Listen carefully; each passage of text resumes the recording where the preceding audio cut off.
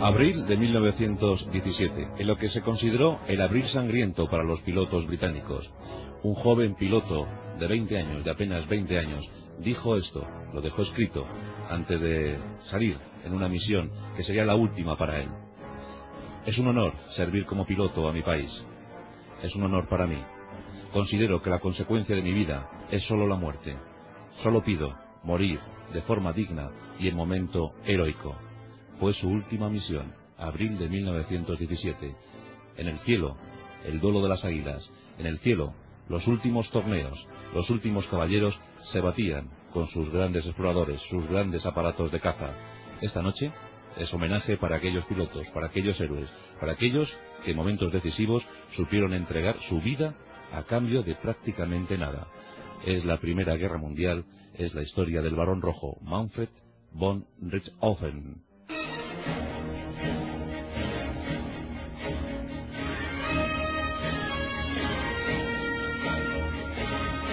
El hombre siempre ha soñado con volar, pero acto seguido siempre ha pensado en cómo poder utilizar la facultad del vuelo.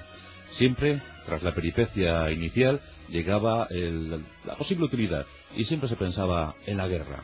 A finales del siglo XVIII, los hermanos Montgolfier elevaban sus globos.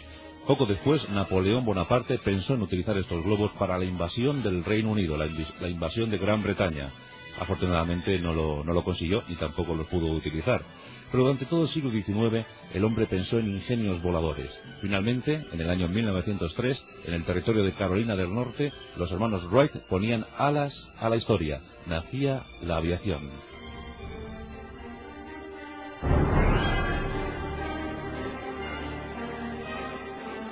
Dos países pujan por el dudoso honor de haber utilizado el arma aérea por primera vez.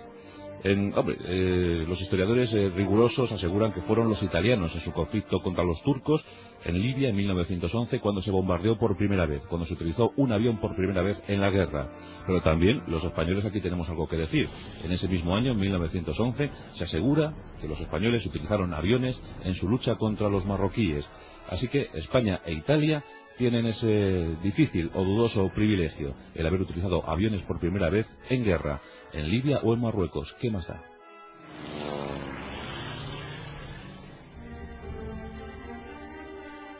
Llegaba la Primera Guerra Mundial, esa gran guerra que iba a acabar con todas las guerras. Lamentablemente no fue así. Un conflicto sangriento, donde acabaron sus días más de 9 millones de personas. 9 millones y medio de personas murieron en la Primera Guerra Mundial. 8,5 de ellas eran soldados, el resto civiles. El 85% fue militar, 85% de las bajas, y tan solo un 15% civil.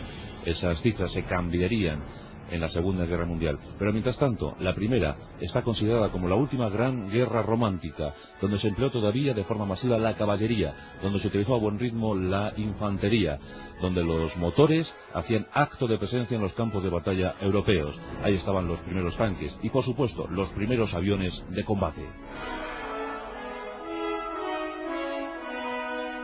En aquel verano de 1914, aquel estudiante radical serbio Gavrilo Princip iniciaba con su pistola la Primera Guerra Mundial. De un disparo se inició y con un gran estruendo terminó en noviembre de 1918.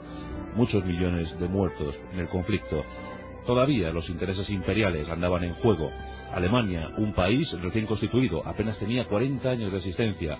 La decadencia del imperio austrohúngaro, los turcos siempre acechantes, el imperio ruso, que estaba ya en pleno desbarajuste, los franceses e ingleses, aliados para la ocasión, todos dispuestos para la guerra. Y la aviación, que se iba a convertir en uno de los factores fundamentales. Bien es cierto que en los orígenes del conflicto la aviación solo se utilizó casi como mero testimonio, aviones de exploración. Cuando comenzaba la guerra en 1914, Alemania, Francia y Reino Unido apenas podían reunir 300 aparatos entre todos ellos. 100 los alemanes, 140 los franceses y otros 100 y algo los británicos. Conformaban escuadrones de reconocimiento. Ya entonces las comunicaciones empezaban a ser fluidas. La radio comenzaba a ser fluida. Los pilotos incursionaban en las líneas enemigas e informaban a sus posiciones artilleras. Eran las primeras operaciones de aquellos aviadores.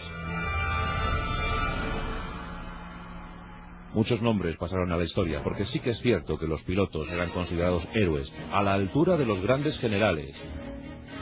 Cada nación tuvo los suyos. En Alemania estuvo Max Hillmann, que creó auténticas maniobras de vuelo, grandes revoluciones en el aire. Pero también estaba Volker, también estaba Hermann Göring y los hermanos Manfred y Lothar von Richthofen.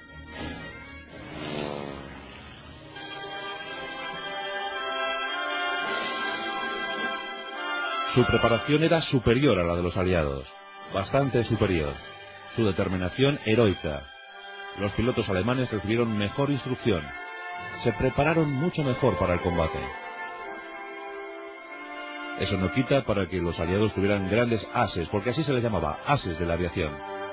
Es el caso del francés Roland Garros. Ahora su nombre lleva la marca, el sello de una gran competición tenística, pero fue un as de la aviación francesa, Roland Garros. O Albert Bond, un gran piloto británico muerto prematuramente. Los norteamericanos también pondrían los suyos, es el caso de Mitchell, de Willie Mitchell, o de Raúl Ledbury, que cuando murió fue enterrado, el Lord de multitudes, fue enterrado como un gran héroe. Eran los caballeros de aquel conflicto, aquellos a los que no le importaba felicitar y saludar al enemigo que les acababa de abatir, aquellos que se ofrecían gustosos ante la muerte.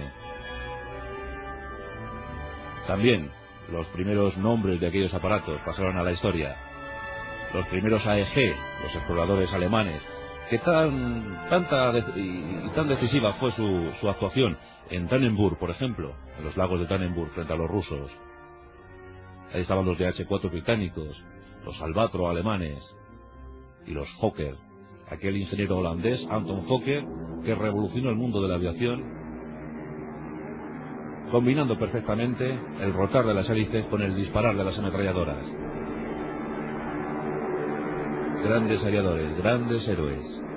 Pero esta noche en nuestros pasajes de la historia nos vamos a centrar en la vida, obra y milagros de un jovencito llamado Manfred von Richthofen.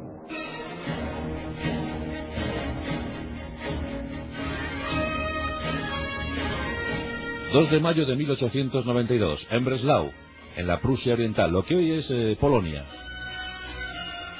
Hijo de una familia de alta raigambre militar. Manfred iba a ser militar como su padre.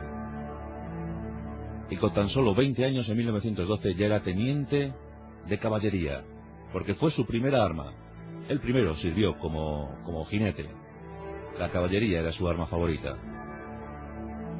Cuando estalló el conflicto, el joven teniente de apenas 22 años fue destinado al frente oriental y luchó contra los rusos.